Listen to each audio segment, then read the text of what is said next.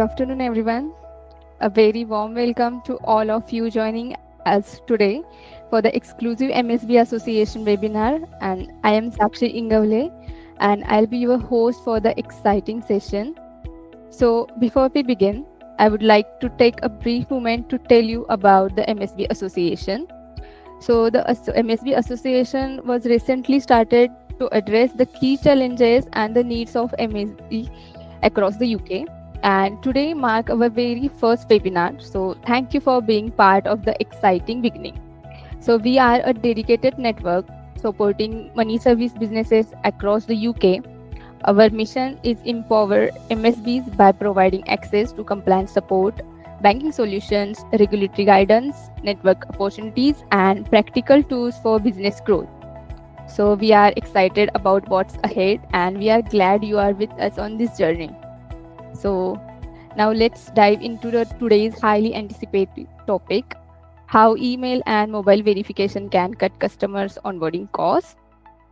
So in today's competitive and cost-conscious world, every penny counts, especially when it comes to our customer onboarding. Discover how integrating emails and mobile verification can significantly reduce operational costs, prevent fraud, and streamline the onboarding process.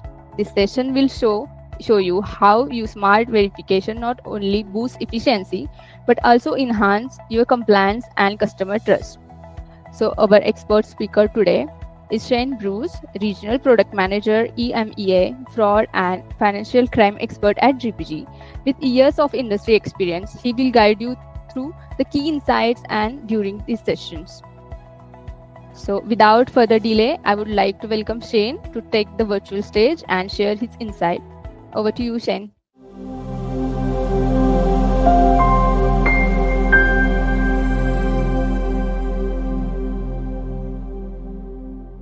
Hello.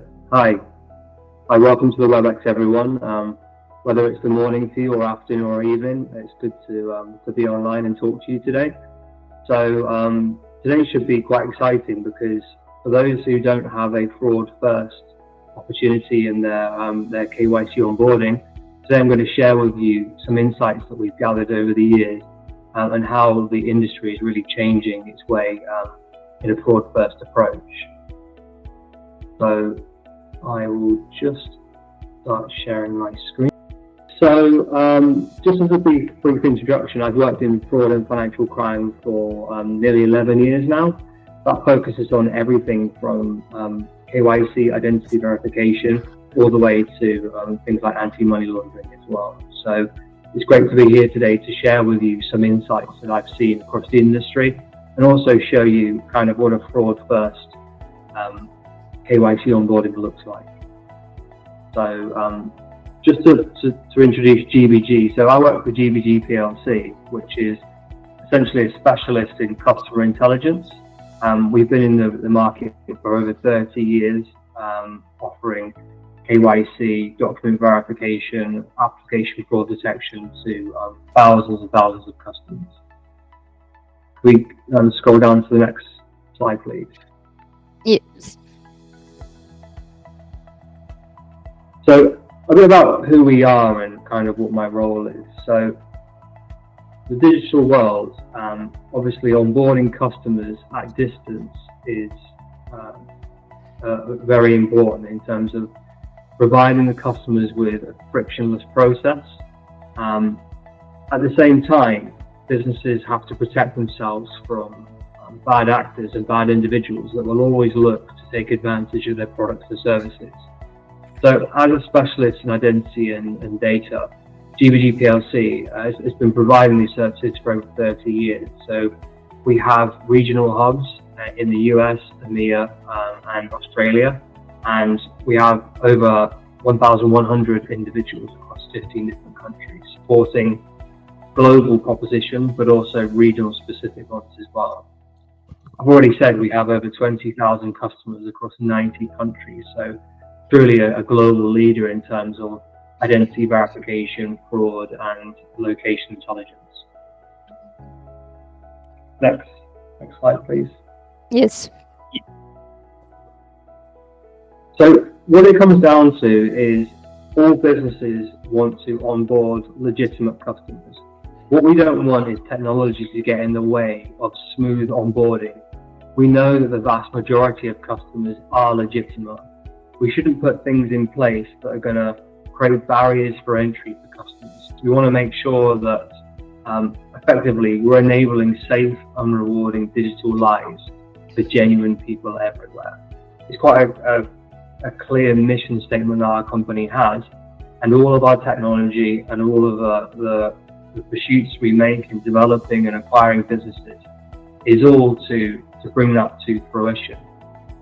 So that's our mission, and part of how we provide that is that rich combination of who is that person we're doing business with, and can I trust that person? That's effectively what it comes down to. Next slide, please. Yes. So this is just a few examples of some of the thousands of customers that trust GBG. You'll notice in here that there are a lot of financial services customers, but that's the very start of the journey that we have with our customers. So we have customers from across financial services, including banking and lending, fintechs, money remittance, all across financial services. But also, you'll notice on the screen, we have gaming operators, we have retailers. The list is endless in terms of all these businesses have one thing in common.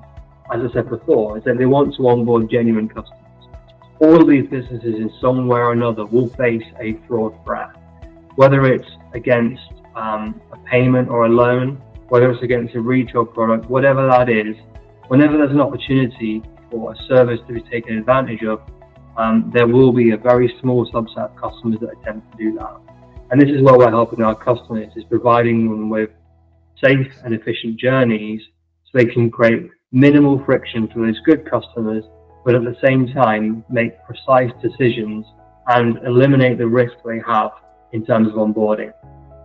So part of this WebEx is to explain to you about email and mobile and kind of the rise of email and mobile. Traditionally speaking, customers from a KYC perspective are focused on name, address, date of birth. Now that's obviously part of anti-money laundering regulations and KYC, but if we look beyond that to additional signals and additional data points like email and mobile, they're increasingly become a core part of someone's identity. Next slide, please. Yes.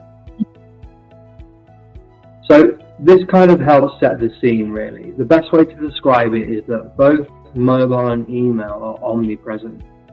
There's a few stats here that kind of explain the scale of that. So there's over 6 billion mobile users worldwide. And what that signifies is a real shift. We now know that a lot of economies have mobile-based usage. A lot of economies and a lot of places around the world, the mobile device itself is the way that people access online services.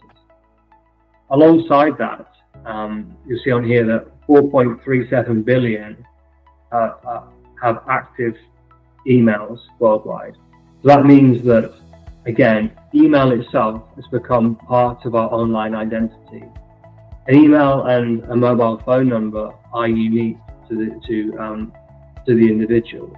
And when we look at our data, often those things are tied more closely to an identity than perhaps, say, a driver's license or a passport. Typically, a mobile number and an email address will stay with an individual far longer than documents, for example. Typically, an email address is between 8 and 10 years old and is associated with hundreds of different accounts. You'll see on here that, on average, 130 different services are tied to one email address. The same thing with mobile as well. The mobile has become an intricate part of our online identity, whether it's used for signing up for online services, whether it's receiving SMS OTP, whether it's simply using social media or WhatsApp. The mobile number has become a way to identify us online. So that kind of helps set the scene that we all know that email and mobile are an important part of our lives. They're also an important part of identity verification and fraud detection as well. The next slide, please. Yes. So what we're going to do is talk in a little bit of detail about the kind of signals that you might want to use at onboarding. So first of all, I'll go through mobile, then I'll go through email, and then I'll talk about our GBG Trust Network, which is our proprietary technology. So the use of mobile signals isn't a new thing. So the ability to understand whether a mobile is legitimate is a perfect use case that's been used a lot.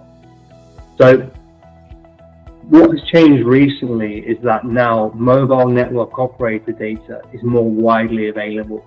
So rather than just looking at a mobile number and doing a algorithmic check on that to see whether it's the right length, it's suitable for the country, you can also ping that number to check that it's deliverable. So you can check that you can access that mobile, and you can check the operator which that is linked to. A median score, the email is invalid. Hopefully that explains that in quite good detail. Obviously it's very high level, but I want to share with you today some information about the various checks that we can offer and the way that it's being utilized with current customers. It's quite a simple process. Adding these in and actually, first of all, maybe understanding the impact that they have before you score them might be a way to move forward with this. Adding those in to understand how exposed you are to risk can be the first stage in potentially automating this into a kind of reporting process. Next slide, please. Okay.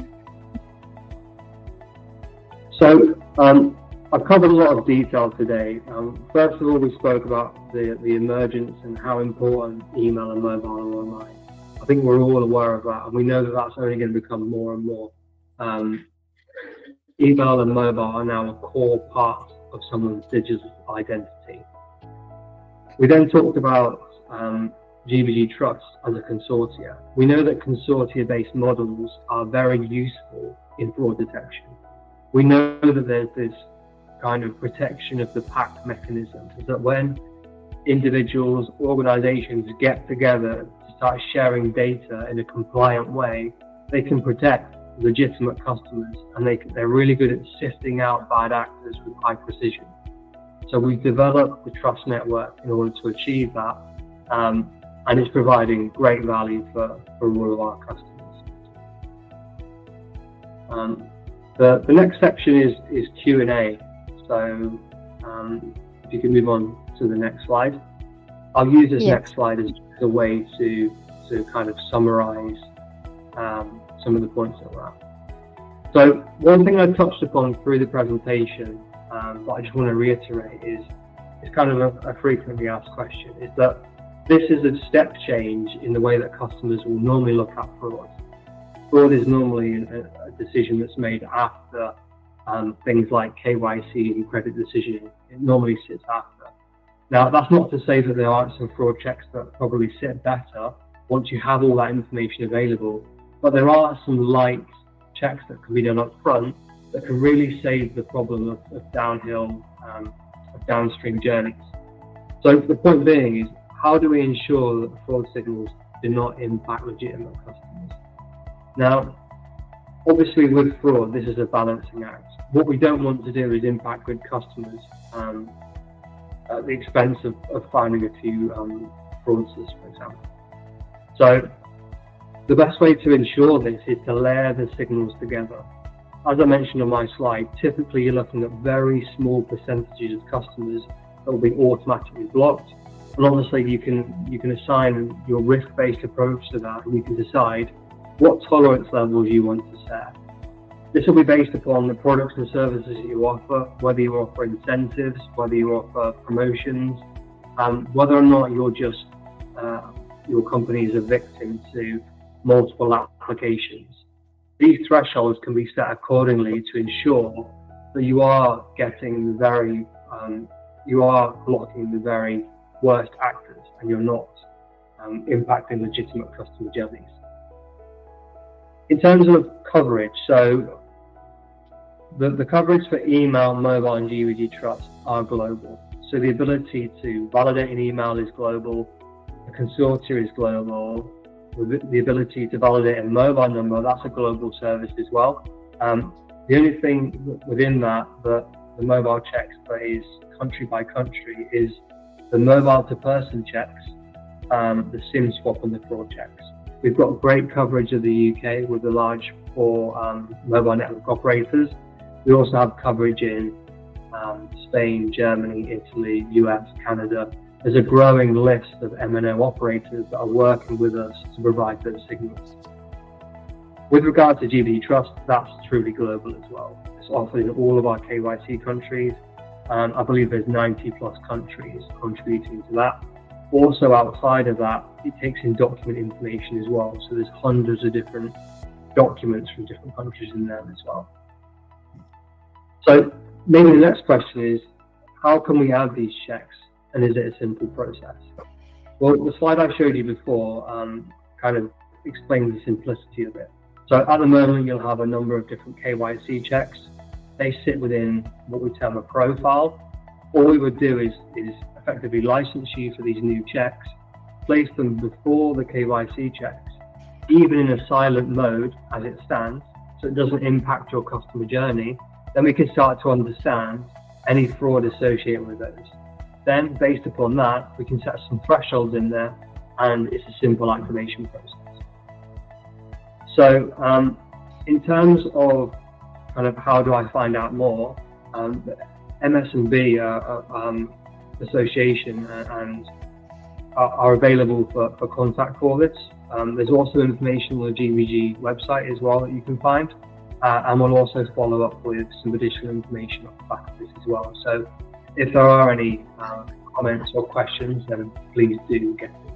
Yes, so thank you, Shane, for providing valuable information. Thank you all for joining today's webinar, and we hope you found it insightful and valuable. And stay connected for future sessions, and don't forget to follow us on LinkedIn for the latest updates. Until next time, take care and stay compliant. And if you found this session helpful, would you like to show your appreciation? There is no better way than becoming a member of MSB Association, and the membership form is available on website. So thank you all for your time.